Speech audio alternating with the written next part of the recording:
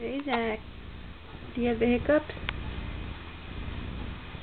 Today is August 29th,